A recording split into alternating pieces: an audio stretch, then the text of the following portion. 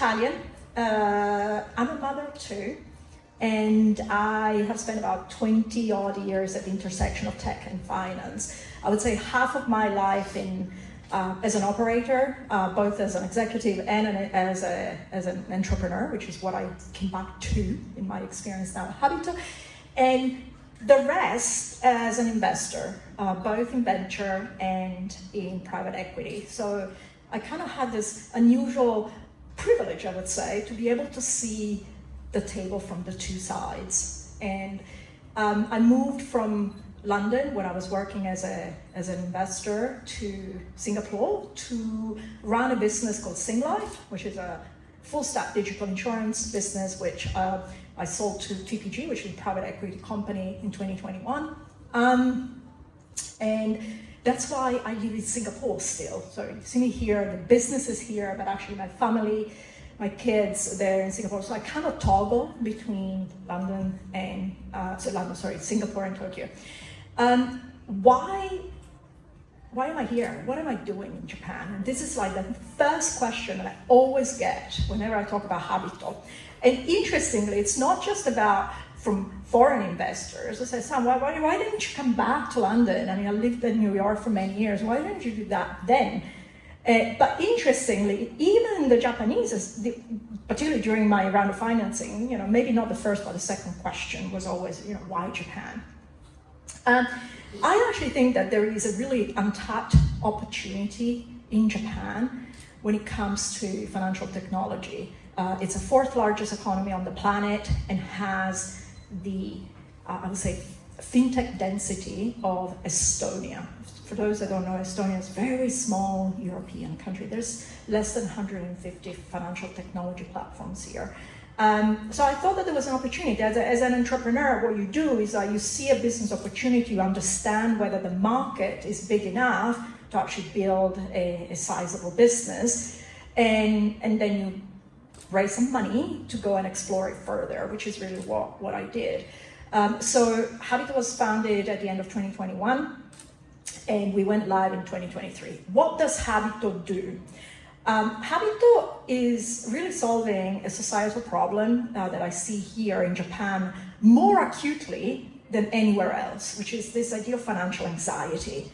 The fact that people obviously know they're going to live very long lives, that all of their financial support, structural support, particularly from government, is dwindling. And over the last particularly 2 or 3 years, the infrastructure here in Japan has changed. Finally, rates have come up and inflation has come up. And so, what I call the great unsticking has started. From an entrepreneur perspective, that's the other thing that you're looking for. When you're looking for a market and you're looking for timing, is this the right time to enter this market and tackle that opportunity? So I think it is, obviously, and I think that the opportunities really help young Japanese, what I call the sandwich generation, people in their 30, 40, and 50, very busy lives, often, overworking, and to really get the most out of their money. I mean, it sounds simple, but this is what it is. When you ask the average person around the world, and here is exactly the same thing, like, I'm working really hard. Why is my money not working for me? Why is my money not working for me? And so we took that insight and turned it into a value proposition that acquires customers on savings, and we then take the relationship and the engagement with customers through the app, the Habitto app, and over time, we help them grow and protect their savings. And I use the word savings because that was the other insight in coming to Japan from an experience in Singapore, in New York, in London. It's that actually here people think about money in a quite different way. And so that was very important for me to be able to dig deeper into what I call the cultural zeitgeist of what it means being Japanese and how people think about their money, their wealth. And so savings is a very powerful concept here. In the US, you need to actually teach people how to save because everybody lives beyond their means. It's normal. I got that much credit. life is good. Here's a very different approach to money. I find it really very interesting, and so that's why we're acquiring customers on savings. Very emotional entry point to win customer trust when it comes to money. We've been in market for just over 2 years. It has been a struggle.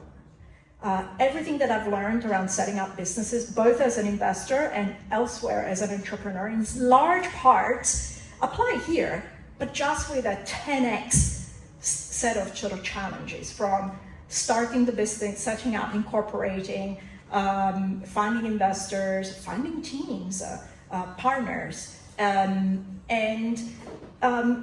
that's what prompted me to actually set up the business in Singapore to begin with, as opposed to set it up here, which with hindsight, I'm sorry to say, was absolutely the right way to do it.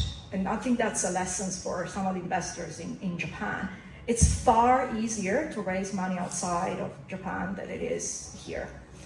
And I just so wish that this experience was different.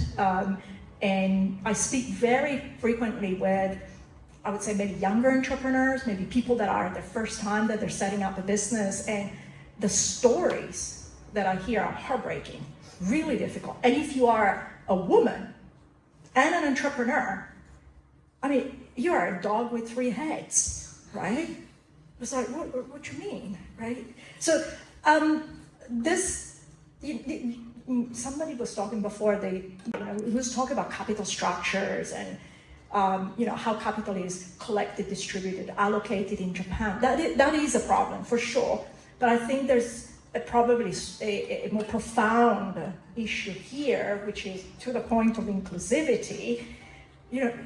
Innovation and entrepreneurship comes in many different shapes and forms, and so I hope that my experience here will help, if anything, prove to other entrepreneurs that don't look the part.